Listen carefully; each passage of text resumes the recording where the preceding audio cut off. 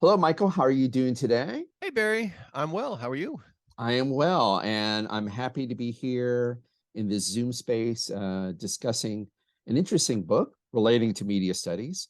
We're, I guess, still in our oldies but goodies, our blast from the past mode, and talking about a 1967 a text that was originally published in 1967 by Guy Debord. And the title of the text is The Society of the Spectacle. Right. And I think that the plan for us today, so this is um how did you describe it? Aphoristic, I think was the term that you had used. This is It's not written in, yeah, I will say something about aphorisms after you so say. I had read in sort of trying to read up around the book a little bit that this was a series, and correct me if I'm wrong if you know otherwise, but that he wrote this as a series of notes to aid in translation and also Hmm, thoughts and responses to hmm, commentary that he had received. So this doesn't take the hmm. form of a traditional long form investigation Right. of a particular concept. And so It's not if a treatise. It's not a treatise on mass communication not in or the the Society of the traditional Spectacle. Right. not in the traditional sense, I Right. think you could make the argument that he's doing the same thing, Of but course. the approach I think is different. And so the plan that we've settled on is to really address this, um, with just by looking at a couple different swaths that outline the sort of the edges of arguments that he's making. I think that if we were to try and cover what is the argument in the Society of the Spectacle, um, I think we're spinning our Well, wheels. and because of the form, one more thing on the form of the book. Because of the form, the fragmentary form, we thought that it kind of betrays the form to all of a sudden say, well, here's the linear idea that he explores from chapter one to the final chapter of the book. It's not working that way. That's not how the book is organized. No, and I think, but to be fair about it, I think it's important to note we're looking primarily at the first section entitled "Separation Perfected." Um, there are other arguments that he makes here. However, I think unless some of you specifically call out and say, "Hey, we'd really like to know We need about," more. We need more, Debord. we What do we if we need? need to talk about materialism, then it's Yeah, here, but it's not really yeah. what. Yeah, that's a great way to, that's a great point. That if there is a cadre of listeners and viewers who need us to do a micro study of the terminology and how happy I would be to do that. I'd be happy to do a 12 part extended series on it. But in lieu of that, what we're doing, For those not watching on YouTube, I think my face. Um, I Michael don't know that looked I'm willing to do a 12 part. uncomfortable. Yeah. So, anyways, uh, In we lieu of that, what we're doing is we're going to micro, or just, I guess the old term for it would be, we're going to close read and try to gloss and expand on uh, a key section of theses from the opening. I think it's still the opening chapter of the book, the first chapter of the book, because we feel that within this cluster, how about this, a thesis cluster that we found, where most of the major ideas, including a crucial one that Michael just mentioned, the idea of separation and how separation works in the Society of the Spectacle, and also the title term itself, the Society of the Spectacle. We think that with closer attention to this cluster of theses in Guy Debord's work, we're going to be able to explicate like the leading concepts that he's, you know, explicating or tried to expand on in the rest of the book, right? yes, and I think that it's important that we first try and pin down what it is that he's talking about, and then what we're going to be talking about when we reference the spectacle Indeed, over and over again. And so, indeed. um, I found we're looking specifically today at sections. Um, was it 24 Through 28. through And 28? if we feel the need, theses, unless we're in hour three, If we are on hour 3, then this will not matter. But maybe this is worth mentioning in the other backup. This is worth mentioning now because maybe we'll never get to it, but it might be worth mentioning for readers and viewers who are unfamiliar with the book.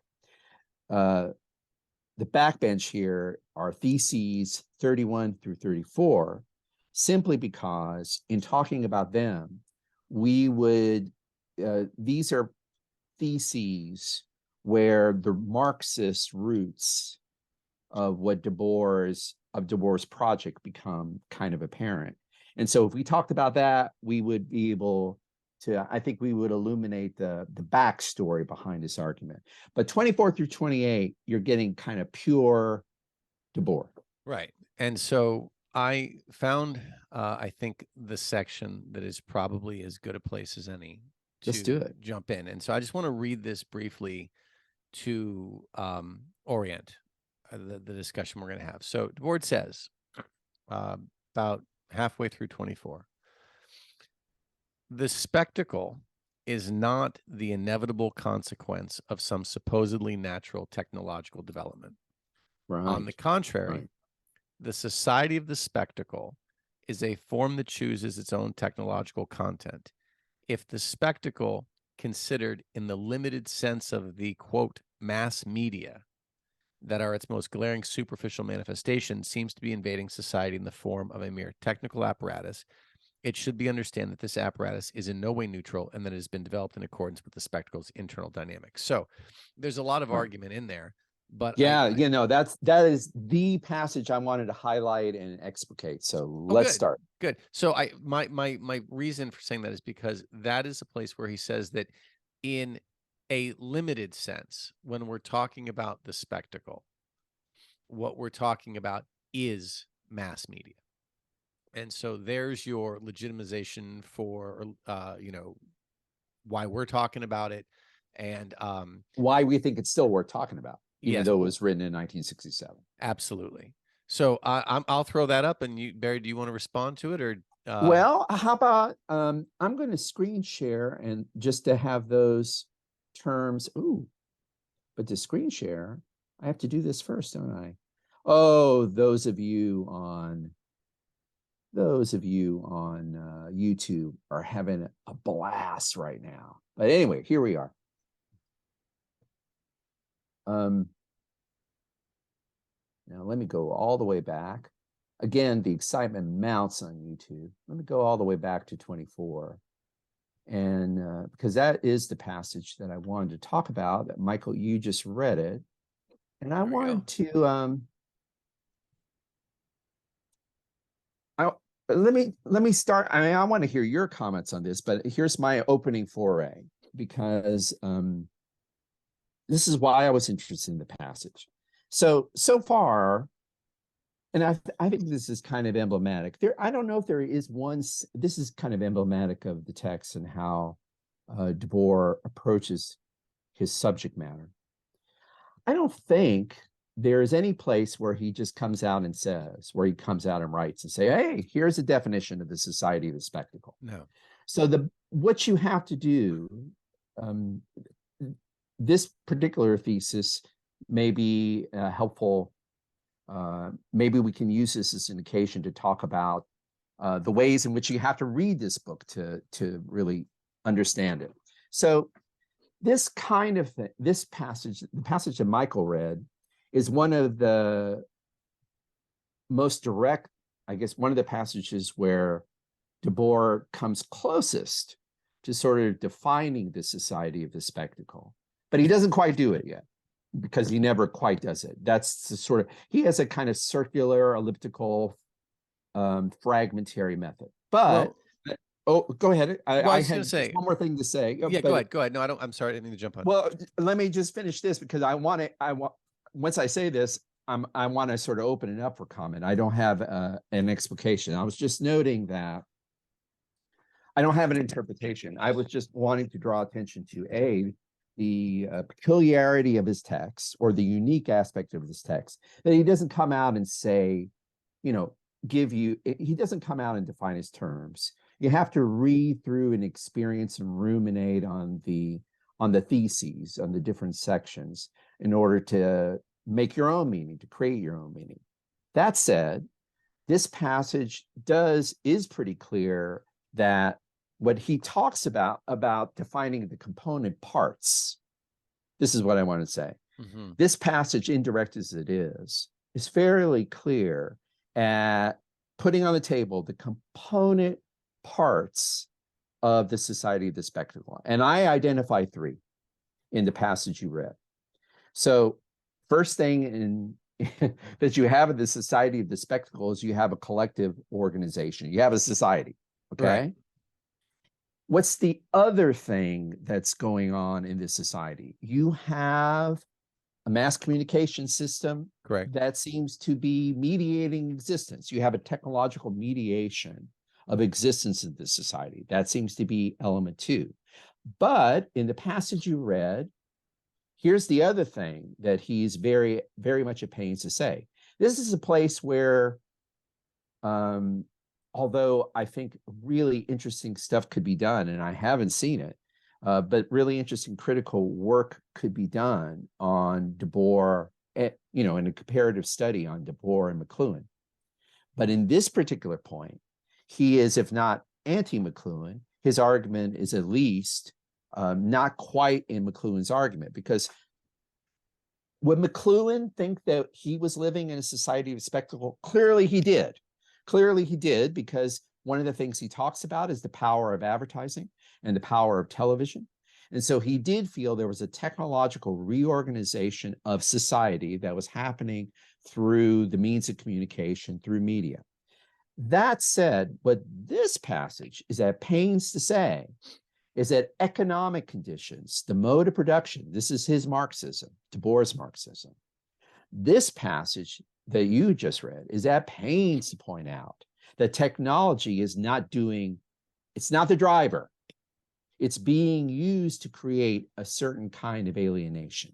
It's a means to keep the economic mode of production in place. Okay, that's all I wanted to say, but I think that's enough to, I'm sure you have tons of stuff to say about the parts of it. I do. I just want to make sure that I'm following you correctly, though, because I think you had said that it was a three-pronged society. The society of the spectacle was made up of the communication system, right?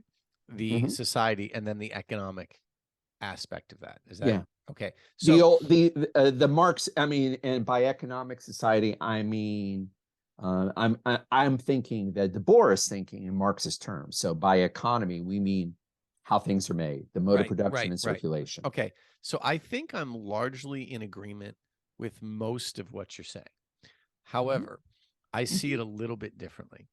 Let's hear it. I think that when he's talking about the society of the spectacle, it is certainly centered in media, right? And obviously, in order for the media to function or even exist, there has to be a society to consume media.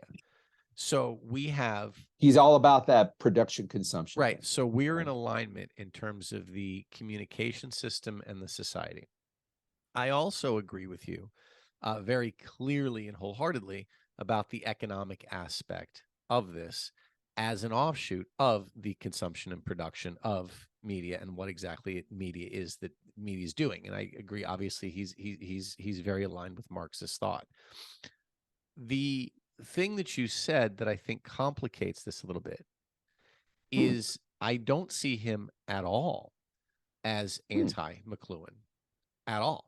I see him. I don't know if it was anti, but I thought it was non-McLuhan. It was sort of ancillary or adjacent. You think it's pure McLuhan? Well, I give me a shot. I don't want to say the word pure, but yeah. If you think about medium is the message, or medium is the mass age, right? McLuhan was concerned with screens. I think that what Debord has done here is a little bit different. I think that when he's talking about the society of the spectacle, what he's talking about are certainly these three components, but he's also talking about the results of the interplay among them.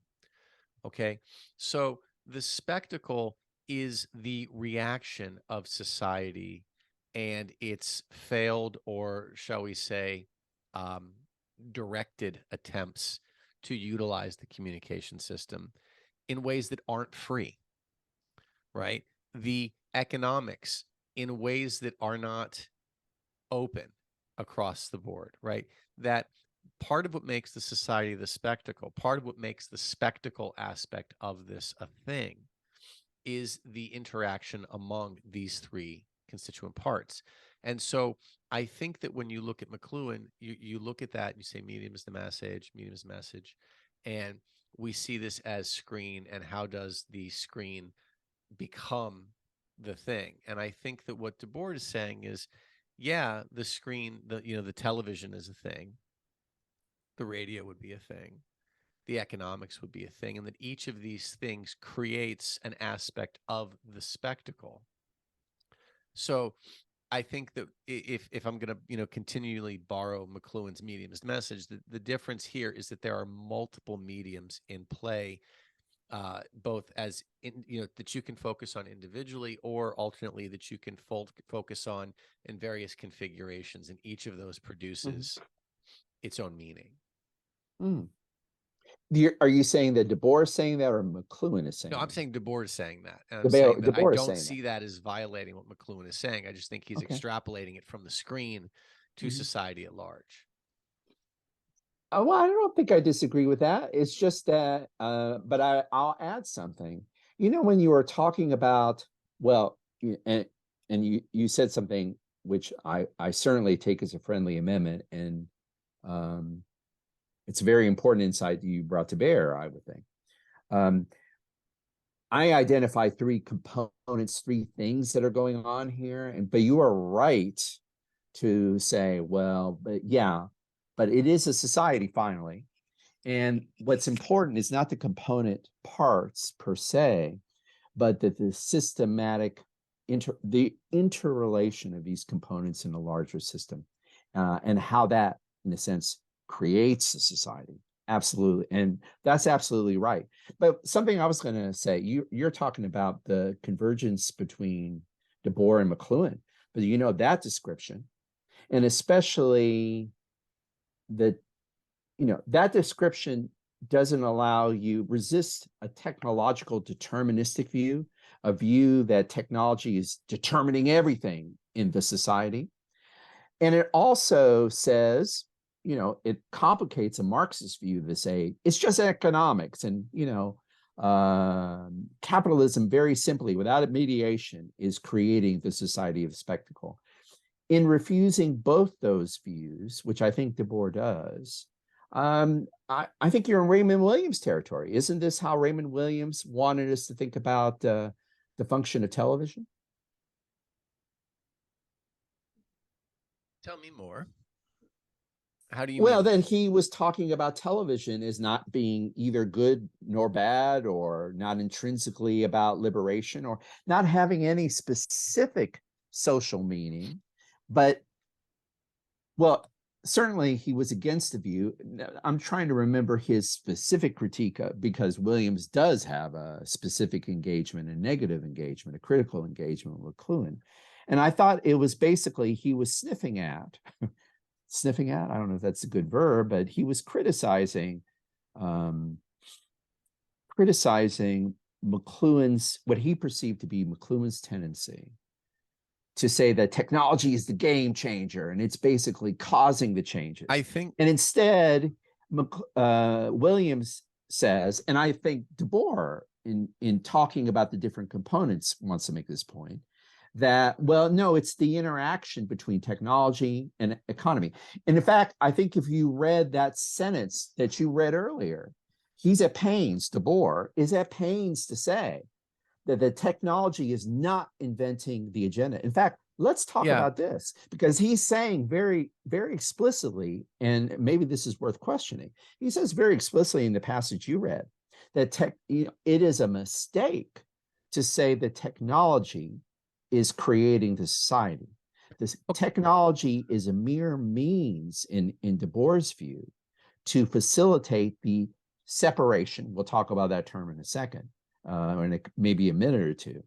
But the economic imperative to create separation in society That's what technology is being subordinated to. Okay, so I think, yes, I think that I would agree that this is very much in line with Williams. I mean, one of Williams' argument was that is that every technology was created as Oh, an right, answer to right, a right, specific problem, right, right? right, So when he says right, the society of the spectacle is a form that chooses its own technological content, right. and then down a little bit further, it should be understood that this apparatus is in no way neutral and that it has That been was the sentence developed I was thinking of. in Yeah, accordance with the spectacle's internal yeah, dynamics. yeah. Yes, in that regard, I think this is very much more Williams. However, the reason I'm seeing McLuhan here is that I think that the way that these different aspects of the spectacle come Mhm. together creates the vision. And I'm trying to say that, I suppose, because I think that it is more than, it is not enough to look at this and say, well, this is a discussion of media.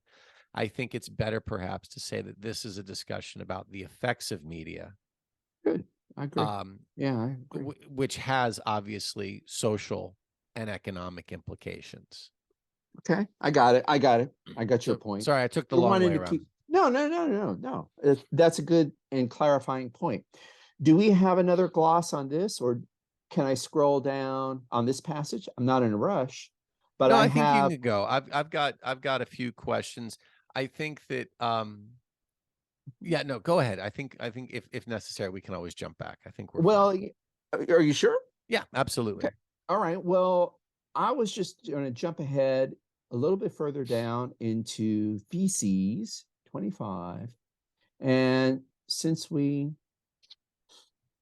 um, or since I threw in another keyword, you would agree this is another keyword. Separation is another keyword in the Yeah. thing. I thought, and we might as well move in our world tour, our grand tour of Debord. I thought we might as well move to a passage where he talks about the function of separation in the society of the spectacle. So I will read this passage, if that's okay. Before you do, Um, before oh, you yes, do, sir. because if we're going to Yes, talk about sir. separation, I think it is necessary to just jump back and Mhm. talk about the effect of the spectacle on communication, because I think this is the background for creating the separation. He says, um, You want me to okay, scroll back up? yeah, scroll. This is towards the end of 20. I'm We going to got, go right to the beginning okay, and confuse you here visually. Now I'm back, yeah. right? Now I'm in the right page. Where is this? If the administration, because da, da, da, I'm just going to Or read is it from the my copy of it. concentration of these media Yes, amounts? exactly. If the administration of society and all contact between people has become totally dependent on these means Yeah. of instantaneous communication, it is because this communication is essentially unilateral. The concentration Right. of these media amounts to concentrating in the hands of the administrators of the system the means that enable them to carry on this particular form of administration. So here is your Marxism. Are you shaking your head because I'm also shaking my head because not only is this our Marxism, this is our tech language, right? yeah, Administrators, like who administrates the network? That's what he's basically saying. What's happened here is that the society of the spectacle is not just an economic thing, it's a media system. So the question is, who's administrating, who's managing the administration of the existing system, right? right. So for me, we can get into the administration in a second. I think that what was important for me Mhm. out of this was his comment that the communication is unilateral, Absolutely, right? absolutely. Right. And that I think creates that is the ground, the sort of ground zero for separation, is the fact that the means of communication is not, it is a one-way street. We do not have Yeah, control over the means of communication, and that is a massive, that's a massive massive power point. shift. That's a massive point. I'm glad you clarified it because that does, you're right. That does, I think that's a necessary preliminary to a discussion, a further discussion.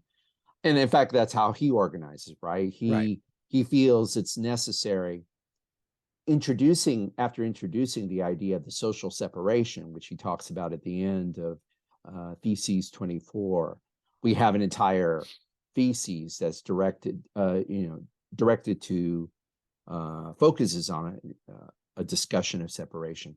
But just to make it clear before we move on, so unilateral one way. I'm right to think that the administrators are the unilateral thing is that it suggests that the administrators of the network are in control of those, and there are administrators and those being administrated or managed. Is that Yes. right? Is that the unilateral? Yes, that's how I see it. Okay. All right. So can we move to separation now? I think Shall I read that passage? The spectacle keeps people in a state of unconsciousness. Kind of want to stop there for a second, simply because I'm curious about your response to this, Michael.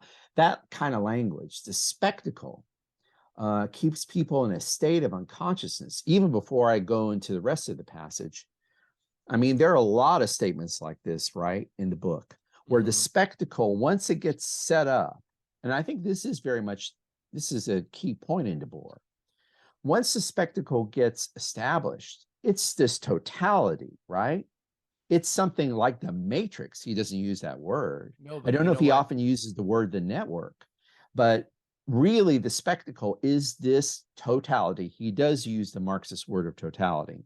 And because it's a totality, it keeps people in a state, and this idea that the spectacle has the power to keep people permanently in an unreflective state. That's kind of a given in these opening chapter, in this opening chapter, right? Yeah. Yes. And I think that if you jump just a couple lines above or just a couple lines below, the argument becomes much more clearly articulated. I interrupted myself because I thought if we talked a little bit, I wanted to hear your thoughts on just that phrase, simply because I think this is typical of the kind of statements that he makes in his style. To talk about Debord, you have to talk about his style of writing. That's not necessarily true of McLuhan, but it's certainly true of Debord. You have to make peace with the style. So I wanted to do that. But I will take your cue and immediately proceed because he does make his idea clear. The spectacle keeps people in a state of unconsciousness as they pass through practical changes in their conditions of existence.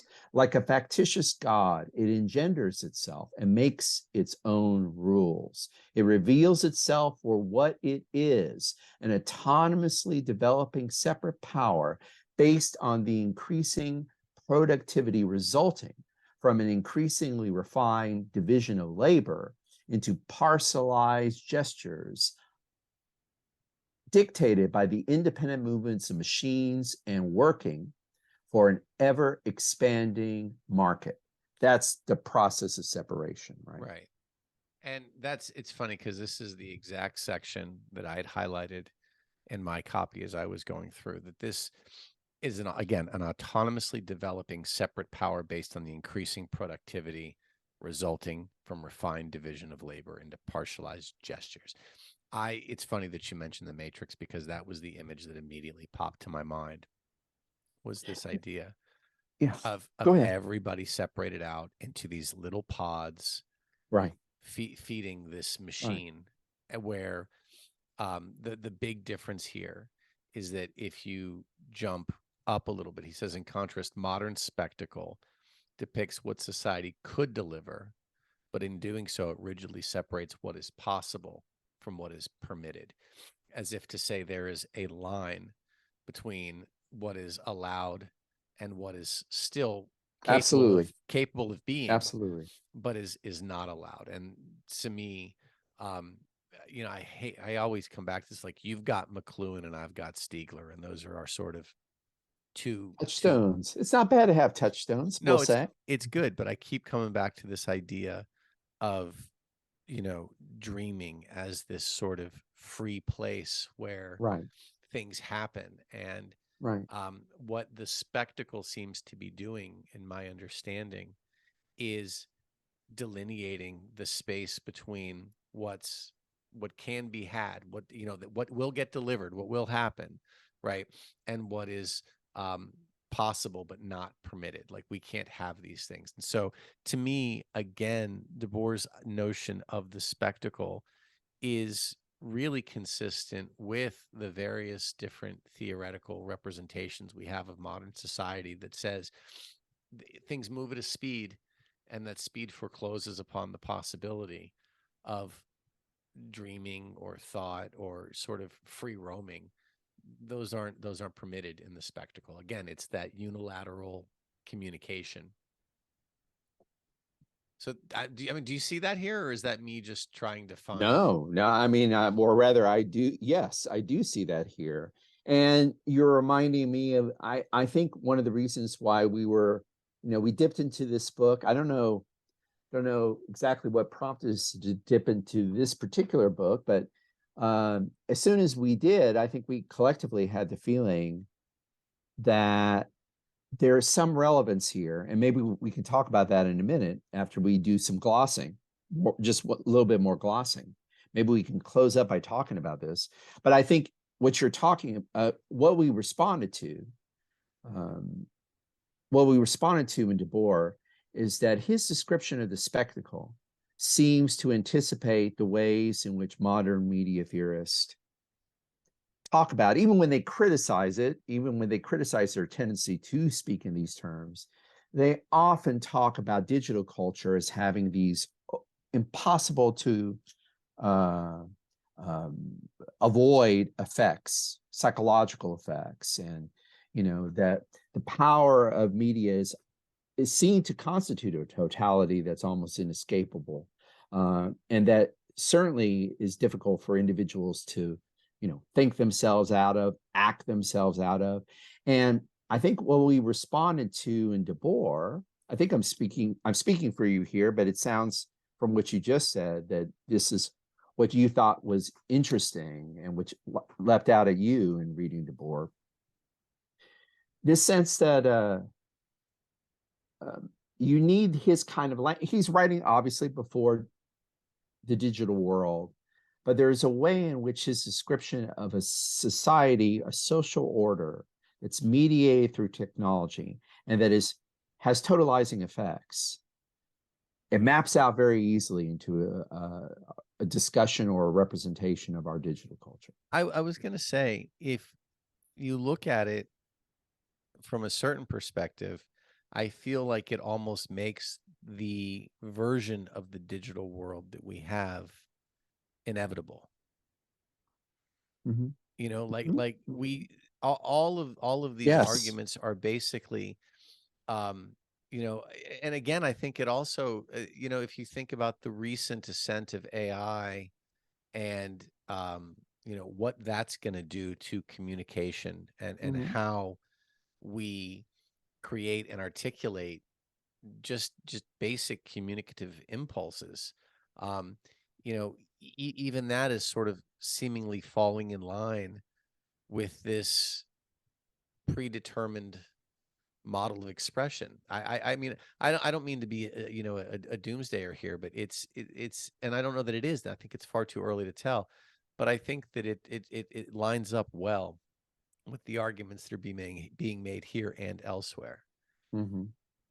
Well, how about we do a quick tour of 26 through 28, very quick, because I want to return to this, and maybe our returning thoughts, or our final thoughts, could be, maybe we could reflect at the end of our readings about we could return to the subject you were just addressing, like we can think about the fit, the comfortable fit, or the ill fit, uncomfortable fit between the description of Debord's description of the society of spectacle as a totalizing phenomenon and our experience and our interpretation of digital culture. So real quickly, I'm going to cherry pick 26, 27, and 28. I'm just going to cherry pick some passages and read some passages and see if you have any comments. Love to hear it. Yeah, absolutely. The passages that seem to, that basically I don't know if they're advancing a new argument, but they give more texture and nuance to the notion of separation. So it might be worth ending our commentary with. Okay, so first one I've color coded for those of you on who are watching this on YouTube. In Theses 26, very opening, the general separation of worker and product. Okay, that's a classic Marxist idea, right? That's what happens in capitalism. The general separation. So let's see what Mr. Debord does with Marxist economic theory. The general separation of worker and product tends to eliminate any direct personal communication between the producers and any comprehensive sense of what they are producing. So my quick gloss on this, tell me what you think. But the quick explanation of this is kind of a direct connection between economy, the economic system of capitalist production, and what's going on in the society of the spectacle, encouraged by media. Just like in the production line, true communication between the word or any kind of living relationship between workers and what they produce, that's mapped out. That becomes general. That experience in the economic sphere is generalized in your interactions with everything in the society of the spectacle. So would you argue that there's, eliminates any direct personal communication? Yeah. Is that because that communication is not germane or central to maintaining the spectacle? So this is, again, the unilateral communication. If you're not contributing to the spectacle in some way, then there's simply there's no need for it. Yes, exactly, I think that's a great gloss of that passage. I mean, I think that is the conclusion he wants the reader to draw, that interpersonal communication or a living relationship between the worker and what they produce, all these things, they're expendable in the society of spectacle. Therefore, they're not, and if they're not required, increasingly they're going to be phased out. Right. Now, that sounds a lot like our current world, does it not? It does. It does. Okay, skipping ahead just a little bit, because I forgot to, I immediately just sort of took some time to highlight a passage. I've forgotten to highlight it, but I had this passage in particular in mind, Michael, for your comment. I'll read it briefly, and I want to hear your response to it. So near the end of Thesis 27, the next thesis. Thus, it's a kind of critique of leisure, which I think we can think of in direct relation to the time we experience, our time, how we experience time and activity online. Okay, I won't say more. I'll just read Debord. Thus, what is referred to as a liberation from work, namely the modern increase in leisure time, is neither a true liberation within work itself, nor a liberation from the world shaped by this kind of work. None of the activity stolen through work can be regained by submitting to what that work has produced. Are we not well, I don't want to second guess your comment here, but seems like we're in Stiegler territory, to mention your main man again, right? Kind of leisure, a pseudo leisure that's not being used for creative activity. We're just talking about free time as empty time, where a time where nothing occurs. Well, I don't know that it's where nothing occurs. It's where we support or feed the spectacle again, right? Right. Okay. I just want to make sure I was reading that in the same way as you are. No, yeah. I think I am. But when you agree that the time that you spend on feeding the spectacle is the opposite of Stieglerian dream time. Oh, without a doubt. Yeah. Without a doubt. Yes. So I think that, yes. So if I understand this correctly, the liberation from work, i.e. the time off the clock, if you will, is not a liberation within work itself, nor a liberation from the world shaped by this kind of work. None of the activity stolen through work can be regained by submitting to what work has been produced. I understand this is basically saying that, when we are not producing the things that we cannot communicate about, right? When we're not a part Right, of the machine, right, we are right. essentially fodder for the machine. Michael, I think I want to read 28, section 28, thesis 28 to you in its entirety. And I think that will give us enough stuff to chew on. I have a question directly related to thesis 28. I think it will give us enough chew on, enough to chew on to end the episode. Okay. Um, As bitter and as if you those, disagree, as bitter as those moments are, Barry, I appreciate they must and I was about to say that if you think if you think the passage brings up things that we need to talk about more, of course, well, let's get let's to do the it. But I think this is kind of a capper to what we were just talking about. Okay. And it will allow us to talk about the digital world again. So I'm going to ask you a question that specifically about the digital world. And I think we'll end up being where we were a couple minutes ago and thinking about the relevance of Debord to our particular moment and the relevance of the society of his description of the society of the spectacle as a totality and our experience of the totality of TikTok or the digital world. Okay, so I'll read it. This is a pretty, and I'm going to read it in its entirety because I think this is one place. Do you find him jargony? I don't find him too jargony, but especially in this thesis, I think it's really kind of crystal clear what his argument is.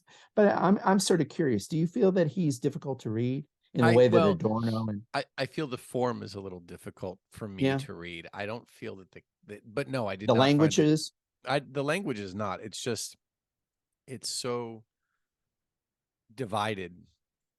It's like I feel like this is what a conversation with me is probably like. well, that means I think he believes that fragmentariness can lead to true meditation in a kind of Stiglerian way. So that means conversation with Michael Rapici is indeed truly liberating. So that would be my counter. That's going to make you really wonder what you're doing with your time. But anyways, you thesis meditate 28. as you will. Let's look at 28. 28. The reigning economic system. This is finally, I think this is a further definition, maybe the ultimate definition of the process of separation, the term separation that he's been using. The reigning economic system is a vicious circle of isolation. That's what he means by separation. Okay, continuing. Its technologies are based on isolation, and they contribute to that same isolation. From automobiles, this is setting up my question, Michael. I'm excited. I have one important world historical question to ask you at the end of this sentence or two. From automobiles to television, the goods that the spectacular system chooses to produce also serve it as weapons for constantly reinforcing the conditions that engender lonely crowds. Here, quick gloss, I'll be English professory for a moment.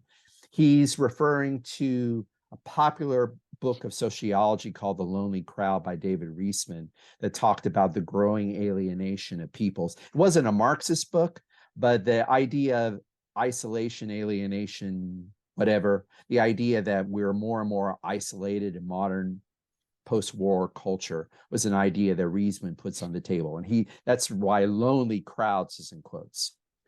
To finish off thesis 28. With ever increasing concreteness, the spectacle recreates its own presuppositions.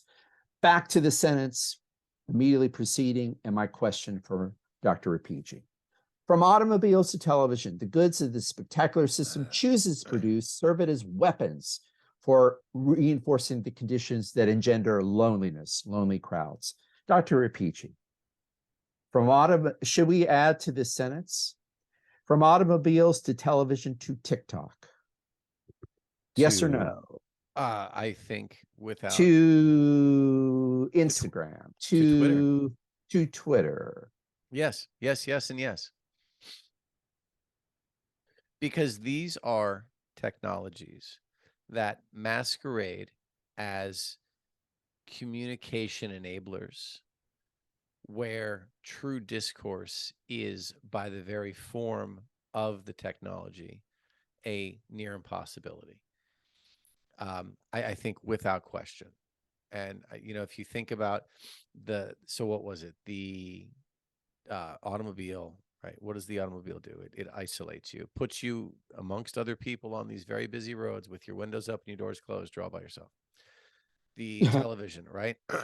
Great. You're watching the news. You're seeing what everybody's doing in the world as you sit there by yourself. You do not talk, because if you talk, you cannot hear the television. Can't hear the television. It literally silences you, right? The various contemporary media that you represent, they may provide a microphone, they may provide a screen, but what they don't provide is any sort of real space for long form sustained interaction. So yes, I think without question, I would agree to that. I'm a little bummed that you took the section down, because now I have to go Oh find it no! myself. No, Well, I got it here though. We can return So it. it's interesting because it's a vicious cycle of isolation, right? Every new advance, every economic advance, every technological advance, and often there's not a distinction between the two, reinforces this vicious cycle of isolation. The technologies are based Separation, right? separation, excuse me, yes. Yeah. No, it's isolation. No, it is isolation, but I mean, via I was separation. offering that as a, maybe the key way he's defining separation. If you want to find another, a synonym for separation as he's describing it, it's isolation. Yes. So its technologies are based on isolation, and they contribute to that same isolation. Right now, they don't present themselves as isolating technologies. No, right? the society of the spectacles discourse about itself is that what it presents is a solution to the problems. Exactly. And that's the great irony and genius of this whole thing, right?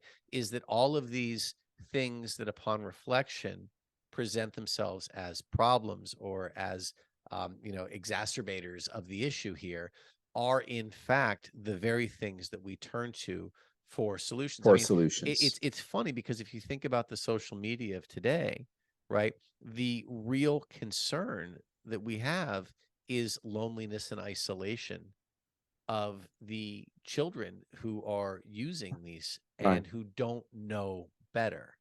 And the concern, I think, is that these children will grow to be adults who don't know better.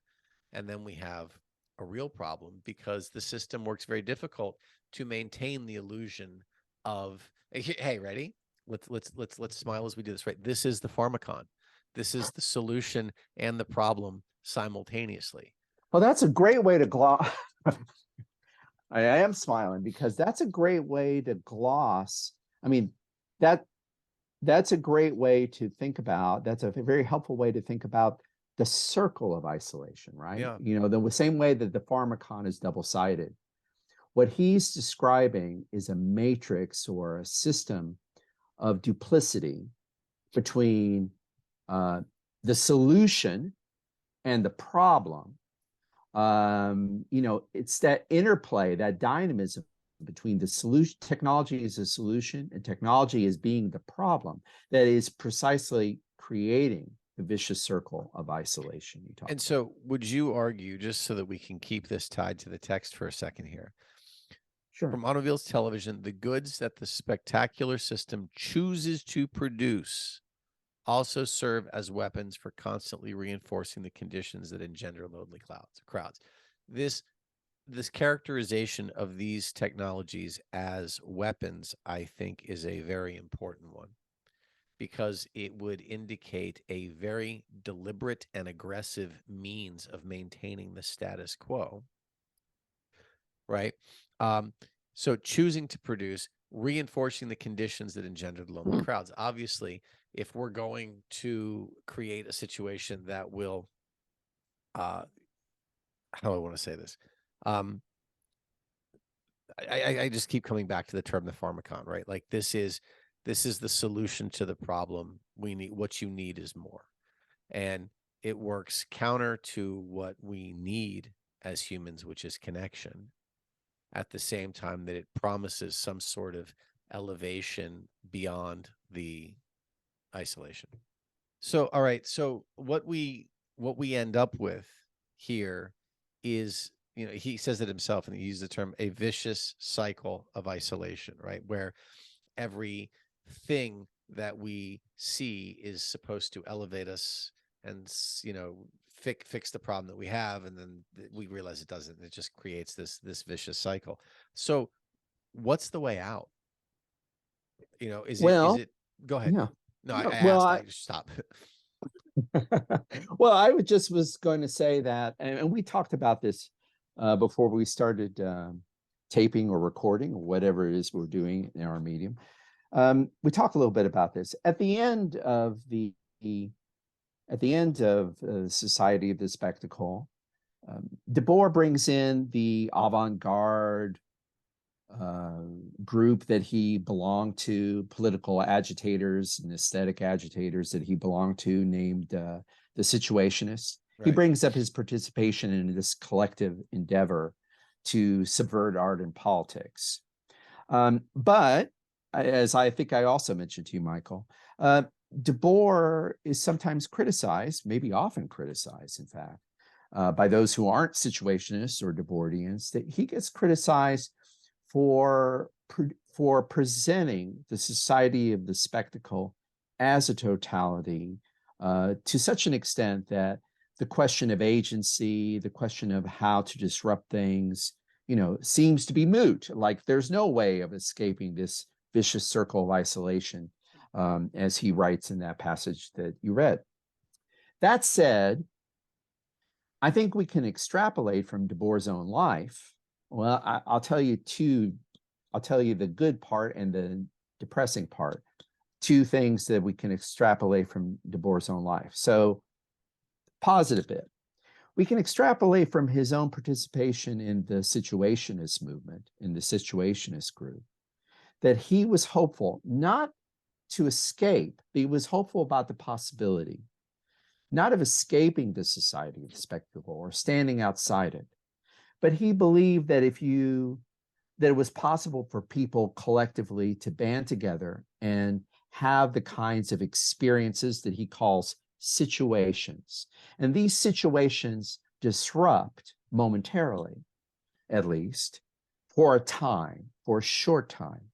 They're not an attempt to get outside of the system. They're not the Unabomber either. They're not talking about taking an exit route out of the system. Instead, there's this possibility that he offers that you can collectively create some sort of human connection or human network that will disrupt the operations of the Society of the Spectacle. That's the positive view. And I think that's his practical answer, although he doesn't go into too much detail, maybe modestly, in the Society of the Spectacle about how to pursue that angle. But I think I feel obligated because it points to a limitation in Debord and maybe to the severity of our own predicament, Michael. Debord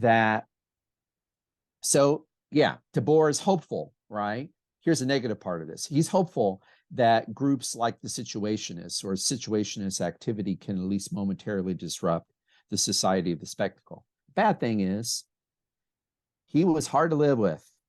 He was not a joiner. He was hard to work with. He ends up excommunicating like Andre Breton with the Surrealists. He ends up excommunicating and pushing away most of the people who he solicited, who want to enter the group, or even the people he brings into the group. So practically, I don't know whether this avant-garde social movement really does provide a way of getting outside of the Society of the Spectacle. That's the negative side of it, if you look at Debord. Yeah, I think the scary thing here is that this is a social problem that requires an individual response. And when you have a social problem that requires an individual response and enough individuals don't take it up, you end up with so Yeah. many Unabomers. The thing that has to happen, and I think that the limitations here become clear, is that because the society of the spectacle is so all encompassing, a total opt out is nearly impossible to even conceive of. And so what you end up with are so many momentary disruptions. And, I do think it is, sort of one of the unique problems of this age in terms of how we manage the necessity of the society of the spectacle with, at the same time with an eye towards mitigating the damages, The effects, the the alienation, vicious really. circle of isolation. We're back to that. We're back Yeah, to and separation and the vicious circle of isolation. it's fun. I want to add just real quickly is sort of an ending thought here. It's funny because this is one of the moments where I think, for any listeners that are sort of like-minded with me, I often sort of struggle with some of the more esoteric theory, which is a lot of fun to play with, but sometimes it's hard to find a home for it. This is one of those things I think that is, disturbingly real. Um, and I don't have an That's answer interesting. for it. I mean, I don't have an answer for it. I don't That's know that Debord interesting. would have an answer for it, and I would be very wary, quite frankly, of anybody who did. My final remark is this. It's interesting that I agree with you, but I think it's interesting to pause a moment and state this. I mean, I think it's not the language, and maybe French doesn't allow this, but the language isn't necessarily that difficult to follow, although the form, as you were mentioning, presents difficulties. But this is very much a theoretical text. And in fact, it's a very explicit engagement with theory, with Marxist theory, in much the same way that Adorno and Horkheimer were obviously engaging with Marxist theory and Freudian theory.